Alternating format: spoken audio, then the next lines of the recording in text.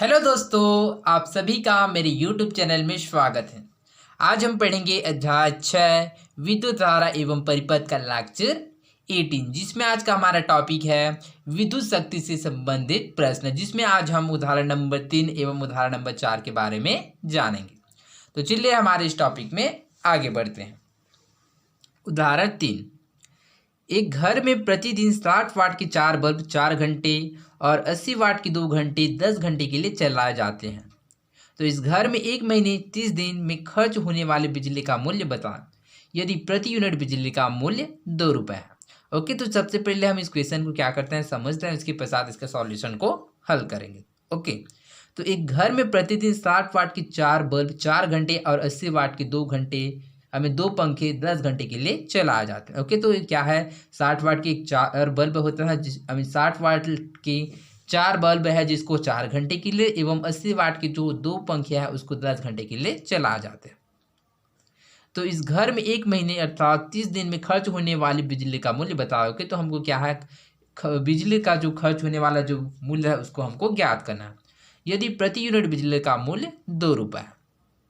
Okay, तो चूंकि हमको जानते हैं कि इसका जो फार्मूला होता है वह विद्युत का जो यूनिट में निकालने का वो क्या है, वह विद्युत ऊर्जा विद्युत यूनिट में इक्वल विद्युत उपकरणों की संख्या, जो जितना विद्युत उपकरण होता है उसका संख्या गुणा विद्युत उपकरणों की शक्ति वाट में गुणा समय घंटे में गुणा दिनों की संख्या डिवाइडेड बाय 1000। तो चलिए इसको हल करते हैं।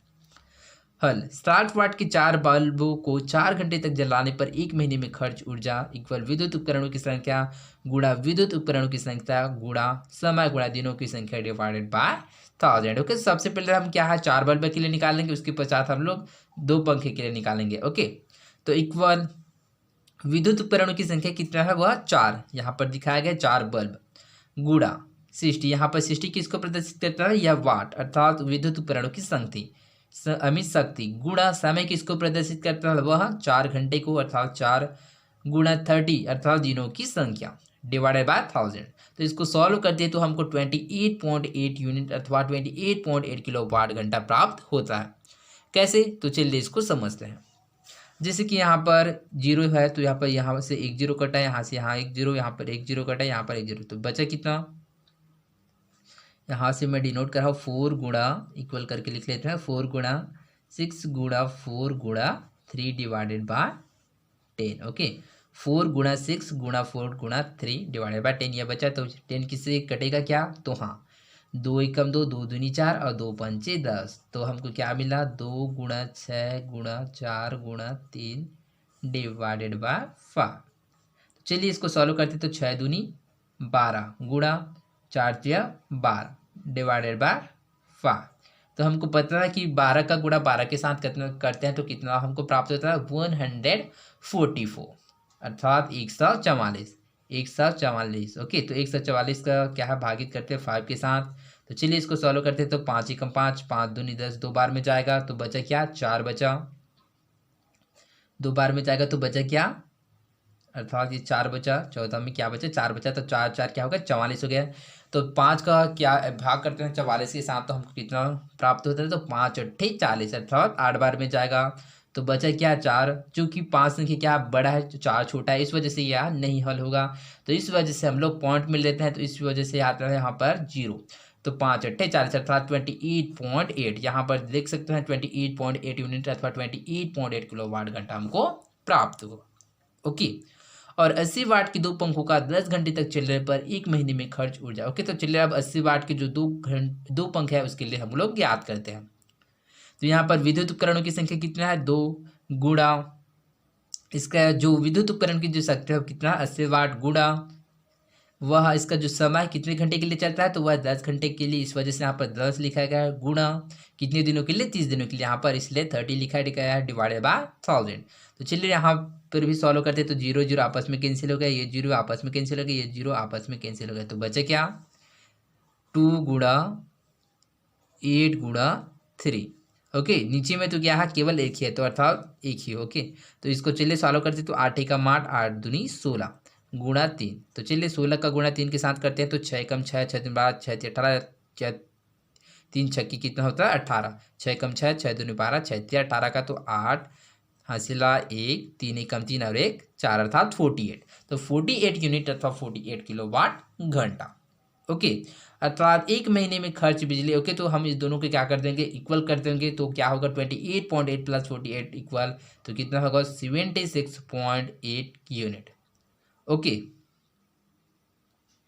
आई होप आप लोगों को समझ आया होगा कैसे। तो एक महीने में खर्च बिजली क्या है, हम क्या है जो 4 घंटे में जो जितने 4 बल्ब है वो उसके जो जलता है उसको काउंट करते हैं, तथा जो 2 पंखे हैं 10 घंटे के लिए क्या है चला जाते हैं, उस दोनों को क्या करते हैं ऐड कर देते हैं। तो हमको क्या मिलता है 76.8 यूनिट।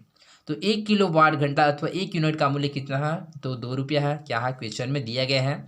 तो 76.8 यूनिट का मूल्य हम लोग याद करते हैं, तो 2 का गुणा क्या है 76.8 के साथ करते हैं तो हमको आंसर प्राप्त हो जाता है। तो कितना मिलता है 153.6। कैसे, तो चलिए इसको और अच्छे से समझते हैं। तो चलिए 76.8 मल्टीप्लाई 2, तो चलिए इसको सॉल्व करते हैं। तो 8 2 एकम 2 8 दूनी 16 का कितना हुआ 6, हासिला 1 6 दूनी 12 1 13 का 3, उसके पश्चात क्या हो गया हासिला 1, तो 7 दूनी 14 और 1 15। तो हमको कितना मिला 1536। चूँकि हमें क्या है एक संख्या के पश्चात क्या है पॉइंट है अर्थात दशमलव, इस वजह से यहाँ पर हम लोग पॉइंट लेते हैं तो हमको मिलता है 153.6 153.6 रुपया। अर्थात हमको क्या है इसका आंसर मिल गया कितना है, तो 153.6। अर्थात इस घर में एक महीने अर्थात 30 दिन में खर्च होने वाले बिजली का मूल्य वह 153.6 रुपये है। तो आई होप आप लोगों को इस क्वेश्चन के बारे में समझ आया होगा। तो चलिए बढ़ते हैं हमारे अगले क्वेश्चन में, उदाहरण नंबर 4। उदाहरण नंबर 4, किसी 4 ओम प्रतिरोध से प्रति सेकंड 100 जूल ऊष्मा उत्पन्न हो रही है, प्रतिरोधक की सिरों पर विभवांतर ज्ञात कीजिए। ओके, तो सबसे पहले इस क्वेश्चन को समझते हैं कि किसी 4 ओम प्रतिरोध से प्रति सेकंड 100 जूल ऊष्मा उत्पन्न हो रही है, प्रतिरोधक की सिरों पर विभवांतर ज्ञात कीजिए। तो सबसे पहले दिया गया 4 ओम, तो 4 ओम किसको प्रदर्शित करता है, तो यह ओम अर्थात प्रतिरोध को दर्शाता है। 100 जूल ऊष्मा अर्थात यह एच को प्रदर्शित करता है कितना 100 जूल, एवं प्रतिरोधक की सिरों पर विभवांतर ज्ञात कीजिए। तो हमको क्या है विभवांतर क्या है ज्ञात करना है।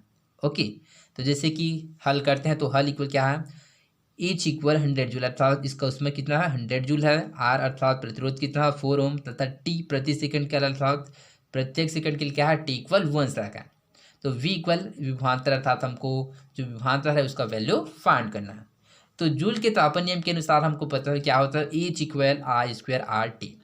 ओके, तो सबसे पहले हम लोग जिसका जिसका वैल्यू दिया गया है उसको साइड में रख लेते हैं, मतलब एक साइड में रखते हैं, और जिसका वैल्यू फाइंड करना है उसको अलग साइड। तो जैसे कि हमको एच का वैल्यू दिया गया है, आर का भी दिया गया है, टी का भी दिया गया है, तो आई स्क्वायर वैल्यू सबसे पहले हम लोग फाइंड करते हैं। तो आई स्क्वायर इक्वल हो जाएगा H divided by R T. ये कैसे आया, क्योंकि जो यहाँ पर आर टी क्या है आई स्क्वायर के साथ गुणा में है, तो इस वजह से यहाँ पर 75 किए तो क्या आएगा बटे में, अर्थात इस प्रकार से भी लिख सकते हैं आप लोग एच डिवाइडेड बाय आर गुणा टी इक्वल आई स्क्वायर। तो बस इस आई स्क्वायर को इस क्रम में लिखा है, तो I square equal h divided by r गुणा टी। तो हमको आई का वैल्यू फाइंड करना है, तो आई इक्वल क्या होगा यहाँ पर स्क्वायर है, तो स्क्वायर रूट को बाहर करेंगे तो क्या होगा यह स्क्वायर रूट हो जाएगा। तो H divided by R T equal, तो चलिए इसके वैल्यू को पुट करते हैं। तो स्क्वायर रूट ऑफ एच का वैल्यू दिया गया हमको 100 डिवाइडेड बाय जो ओम का जो वैल्यू दिया गया है अर्थात आर का वैल्यू दिया गया है 4 गुणा टी अर्थात टी का वैल्यू दिया गया है 1। तो इसको सॉल्व करते हैं हम, रूट ऑफ 100 डिवाइडेड बाय 25 4 गुणा 1। ओके सॉरी 4 गुणा 1। तो चलिए इसको सॉल्व करते हैं। तो 100 का क्या है 4 के साथ गुणा करते हैं तो कितने बार में जाएगा, तो चलिए इसको सॉल्व करते हैं। 4 एकम 4 4 दूनी 8, बचे कितना 2, तो बचा कितना 2 और इसके पीछे में क्या है 0, तो 4 पंचे 20 अर्थात 2 and 5 अर्थात 25 बार में जाएगा। ओके, तो इस वजह से यहाँ पर लिखा है रूट ऑफ 25 एम्पियर।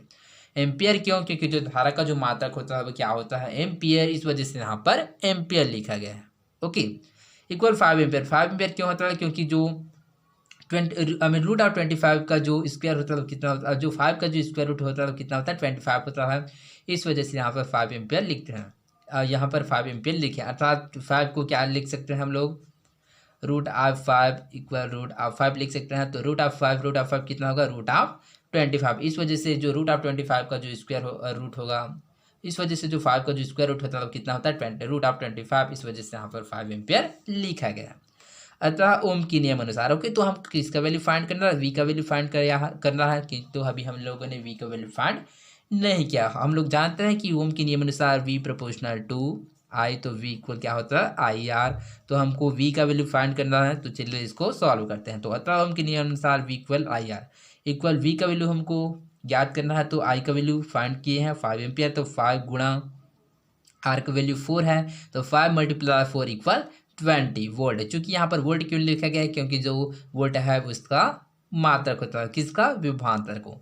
तो आई होप आप लोगों को समझ आया होगा। नोट, बल्ब में तंतु टंगस्टन धातु की लंबी एवं पतली तार का बना होता है।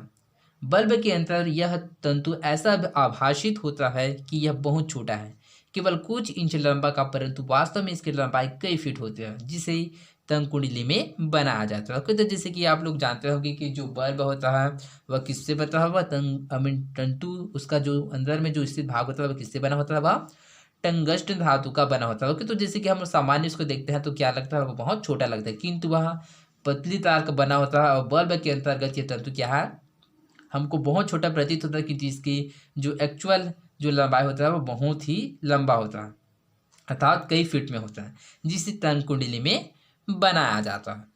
तो आई होप आप लोगों को इन क्वेश्चन का आंसर समझ आया होगा। तो आज के लिए बस इतना ही, मिलते हैं अगले वीडियो में। धन्यवाद।